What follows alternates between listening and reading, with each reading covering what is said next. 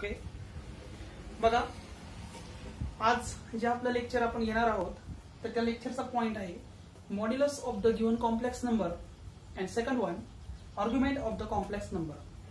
ह्या लेक्चरमध्ये आपल्याला Argand diagrams, how to draw Argand diagrams, polar form of complex number, modulus, argument या ज्या डेफिनेशन आहे त्या डेफिनेशन वरती आणि त्यावरती जे फॉर्म्युलेज आहे त्या फॉर्म्युल्यावरती जे एक्झाम्पल आहे ते एक्झाम्पल आपल्याला बघायचे. स्टार्टिंगला आपण इथं आज पहिला पॉइंट बघणार आहोत. बघा, what is the definition or formula for modulus. Modulus is also denoted as r, where r is equal to under root x square plus y square. This formula we are already discussed in our past lecture. Okay, so argument is also denoted as theta. That is, theta is also calculate tan inverse y upon x, where here z is equal to, suppose consider any one of the complex number. Z is equal to one of the any complex number, x and y be the real number, and I is multiplied by y, then this total number is also imaginary number. I is equal to under root minus 1. This value you know. Okay, so modulus is denoted r, argument is denoted theta. There are 4 types of argument. म्हणजे ज्या condition आहे 4 cases आपल्याला बघायचे आहे. Suppose theta lies in first quadrant, then theta, how to calculate theta. Suppose theta lies in second quadrant, suppose theta lies in third quadrant, suppose theta lies in fourth quadrant. तर हा जो theta आहे हा theta calculate करण्यासाठी आपल्याला जे coordinate दिले असणार आहे, coordinate suppose here x comma y, this is total plus value belongs to the first quadrant.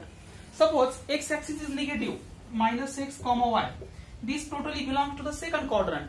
Third quadrant is also denoted minus x minus y, and fourth one quadrant is denoted x comma minus y. When your total 2 coordinate pair of order elements are positive, then theta belongs to the first quadrant. When x axis negative, y axis positive, then second quadrant theta lies. Third means negative negative, and fourth one is plus minus, then theta lies belongs to the fourth quadrant. Okay, then this figure condition for the next 4 condition using the formula for argument of z is also written as argument of z. When theta lies in first quadrant, then formula is given as argument z is equal to tan inverse y upon x. Okay, similarly when theta in the second quadrant, minus plus, then pi minus tan inverse y upon x, हा formula इथे run करणार आहे आपण. Third one ला बघा, theta is equal to minus pi plus tan inverse y upon x, and fourth one theta is equal to 2 pi minus tan inverse y upon x. हे फॉर्म्युले व्यवस्थित आपण अंडरस्टँड केले. बघा, फॉर्म्युल्याचा आपल्याला यूज करायचा आहे. कॉम्प्लेक्स नंबर ज्यावेळेस दिलेला असेल त्यावेळेस आपण कम्पेअर करणार x ची व्हॅल्यू, y ची व्हॅल्यू, त्यानंतर आपण डिसाइड करणार ती व्हॅल्यू कोणत्या क्वाड्रंट मध्ये लाईज होते. ज्या क्वाड्रंट मध्ये लाईज होत असेल त्या क्वाड्रंटचा आपण इथं थीटा हा जो आहे कॅल्क्युलेट करण्यासाठी इथं फॉर्म्युला यूज करणार आहे. Okay, so next point is polar form of complex number.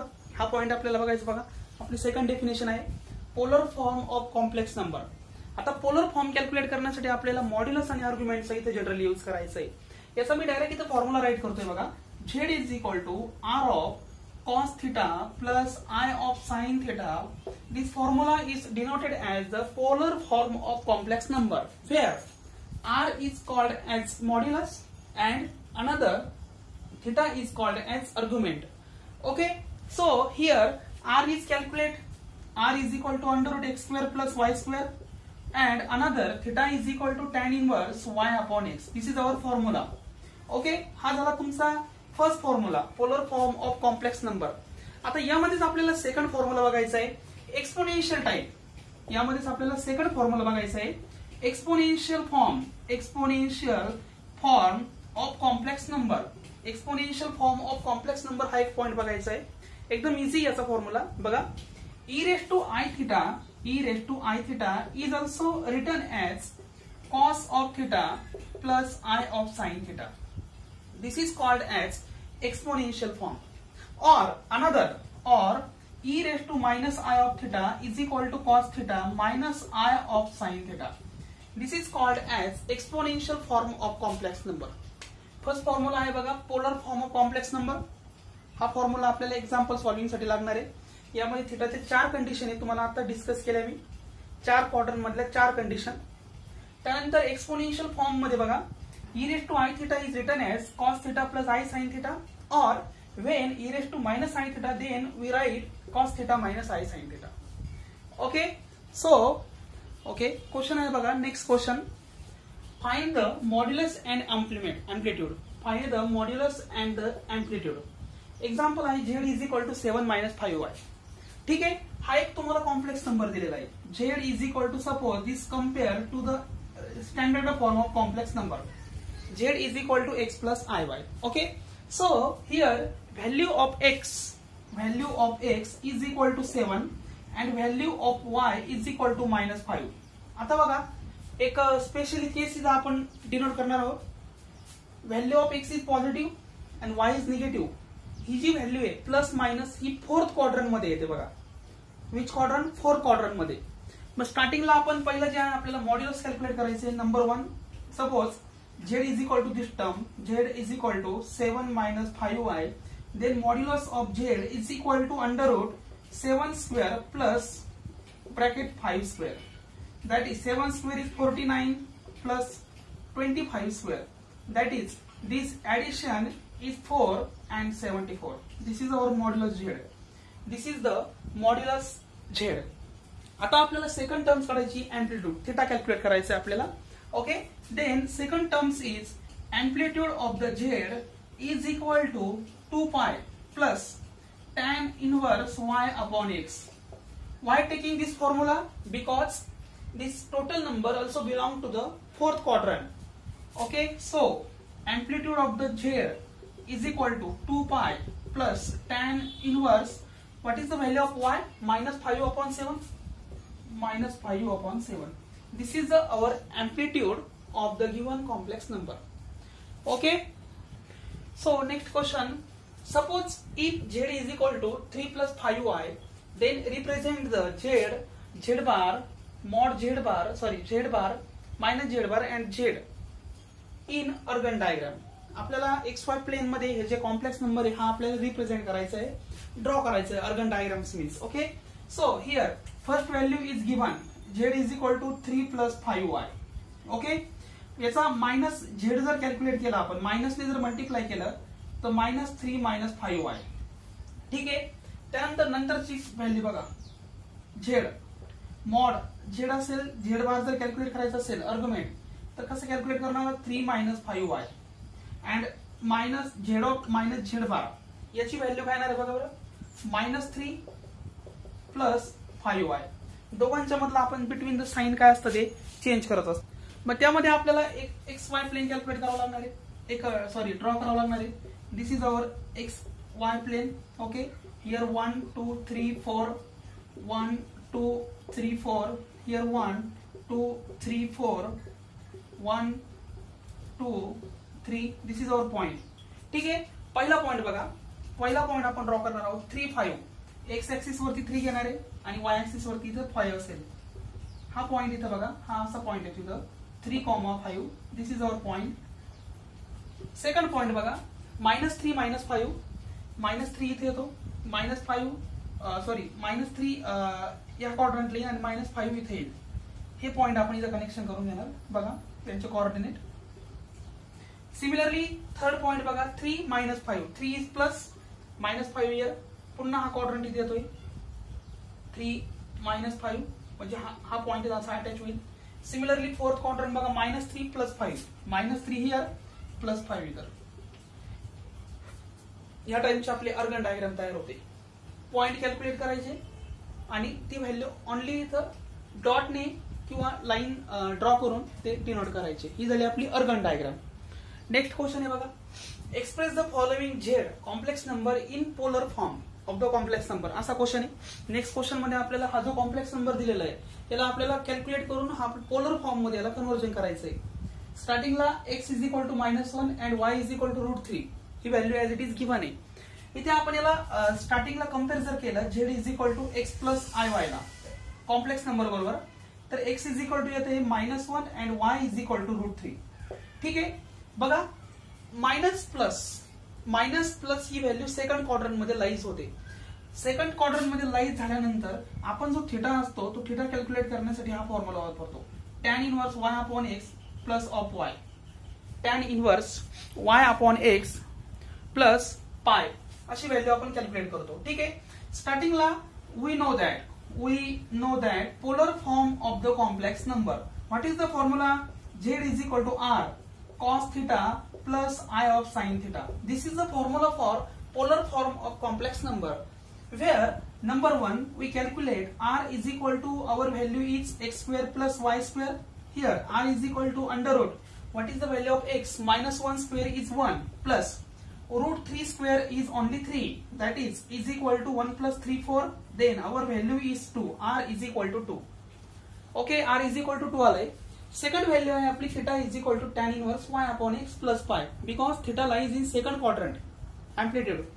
तर व्हॅल्यू जर पुटअप केली असून बघा, theta is equal to tan inverse y value is root 3 upon minus 1 plus pi. आता इथे एक आयडेंटिटी यूज करणार आहे आपण. tan inverse minus theta is equal to minus tan theta. This is the formula for trigonometry. tan minus theta is equal to minus tan theta. हे minus sign बाहेर घेणार. Theta is equal to minus tan root 3 plus pi. Okay, so next type theta is equal to tan root 3 केव्हा असतो? Minus as it is pi by 3. 60 डिग्रीला हा root 3 असतो plus here pi. Then theta is equal to minus pi plus 3 pi upon 3. That is theta is equal to 2 pi upon 3. हा आपला theta आला. Theta is equal to 2 pi upon 3. Okay, so our theta is in angle form 120 degree. 180 into 2 360. 360 divide 3 is equal to 120 degree. Then write this polar form of complex number. r ची value तुम्ही इथे put up करायची आणि जो theta आलेला आहे तो theta इथे पुटअप करायचा. Then polar form of given complex number z is equal to, what is the value of r? 2 cos of 120 degree plus I sin 120 degree. This is the polar form of complex number by given complex number. Okay. Next example, next formula, next example. Express following complex number z in the x plus iy form. हा जो complex number दिलेला आहे हा आपल्याला x plus iy form मध्ये conversion करायचा आहे. ठीक आहे. आता बघा हा कॉम्प्लेक्स नंबर आपण कसा कन्वर्ट करणार. स्टार्टिंगला इथे आपल्याला स्टँडर्ड अँगल मध्ये हा व्हॅल्यू दिलेली नाहीये.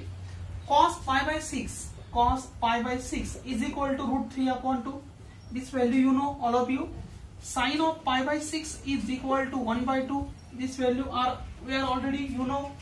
So put this value in this example. Put this value in the here. So z is equal to root 3 as it is in the bracket. Cos pi by 6 is equal to root 3 upon 2 plus I of 1 upon 2. So multiply this term. Multiply z is equal to root 3 into root 3, that is 3 upon 2 plus root 3 into 1, that is root 3 by 2 into y. This is the form of complex number. z is equal to x plus y. बघा हेच आपल्याला calculation करायचं होतं. x plus iy हा आपला झाला x plus iy form complex number. Next example. For z is equal to 2 plus 3i, then verify the following. Number 1 आपल्याला verify करायचंय. z bar of double bar is equal to z bar. First आहे बघा, z bar double bar is equal to z bar. हे verify करायचंय. Verify करताना आपण स्टार्टिंगला बघा आपण राईट हँड साइड कन्सिडर करूया. राईट हँड साइड जी आहे ती आपली z आहे. So z is equal to value is already given only 2 plus 3i. This is our equation number 1. आपण राईट हँड साइड कन्सिडर केली. Equation already as it is right केलं, त्यामध्ये कुठलाही चेंज नाही. ठीक आहे. मग आता सेकंड आहे आपलं LHS. This is our number 1. This is our number 2. Left hand side. Okay, left hand side मध्ये बघा z इज इक्वल टू आहे value 2 plus 3i. So z bar is calculate between the changes sign between real and imaginary number. काय हा 2 minus 3i. This is our z bar. पण आपल्याला double z bar calculate करायचं आहे. Again taking the double z bar, then changes sign between two number 2 plus 3i. This is our equation number 2. Then finally compare 1 and 2. Then compare equation 1 and equation number 2 becomes. Then getting the value r equals 2 plus 3i is equal to 2 plus 3i. That is our z of double bar is equal to z. Easy आहे बघा, एकदम easy आहे. हा जो point आहे एकदम easy आहे. यामधला सेकंड आहे बघा. Same example, z is equal to 2 + 3 आहे. They verify the following terms. Z into z bar is equal to mod of z bar. So taking the number 1 LHS, आपण LHS कन्सिडर करूया. LHS ला already z दिलेला आहे. What is the value of z? Z is equal to 2 + 3 आहे. This is a given value. So next value z bar is equal to 2 - 3i. You know how to calculate the z bar by given z. So here taking the multiply z into z bar. So here calculate z into z bar is equal to 2 + 3i into 2 - 3i. हा जो form आहे हा या form मध्ये झाला बघा. a - b a + b is equal to a² - b². या format मध्ये हे एक्झाम्पल झालं. मग याची व्हॅल्यू काय येईल बघा. z into z bar is equal to 2² minus what is the value? 3 into 3, that is minus 3i bracket square, that is 4 minus here 9i square, but I square is equal to -1, then minus plus here 4 + 9 is equal to 13. This is our equation number 1. याची value 13 आली बघा. इथं जी value आहे ती काय आली? 13 आली. आता सेकंड आहे मॉड झेड ब्रॅकेट स्क्वेअर, हे कॅल्क्युलेट करणार आहे आपण. Second number 2 right hand side mod of z bracket square is equal to what is the how to calculate mod taking the under root value x y squaring. बघा इथं Z आहे हा तुमचा, ह्या व्हॅल्यू आपण इथं पुटअप करणार आहोत. झेड आहे 2, that is 2² plus 3i² that is 2² plus 3i². बघा पुढे स्टेप काय होईल सांगा मला, बोला काय होईल पुढे स्टेप? Clear it? यस, बोला. How to calculate this term mod z? आपण इथं फक्त कोएफिशियंट घेत असतो, ठीक आहे. आणि इथं ऑलरेडी मॉडचा झेडचा स्क्वेअर दिलेला आहे.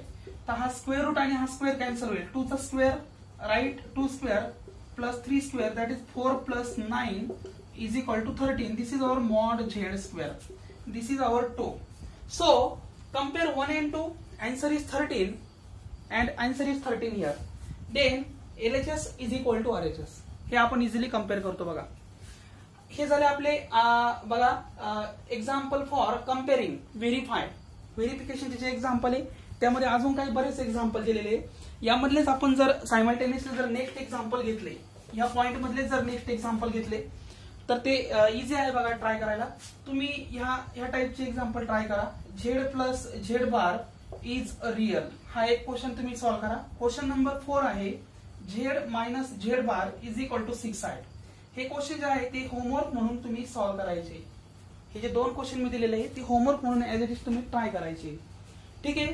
आता आपला ह्या लेक्चर मध्ये जो कॉम्प्लेक्स नंबरचा जो पार्ट झाला तो आपण इथे आता या वीक मध्ये आपण एंड करणार आहोत. पुढचं जे लेक्चर असणार आहे तर ते आपण पार्ट 1 चे लेक्चर चालू करणार आहोत. ट्रिगोनोमेट्रीचा पॉइंट आपण चालू करणार आहे, ठीक आहे. पहिला चॅप्टर आहे जो अँगल अँड इट्स मेजरमेंट, तो आपण चालू करणार आहे. त्यामध्ये ट्रिगोनोमेट्रीचा बराच पार्ट आहे, त्यामध्ये बेसिक कन्सेप्ट पण आपल्याला डिस्कस करायचे आहे, ठीक आहे. उरलेला पार्ट आपण नंतर बघूया.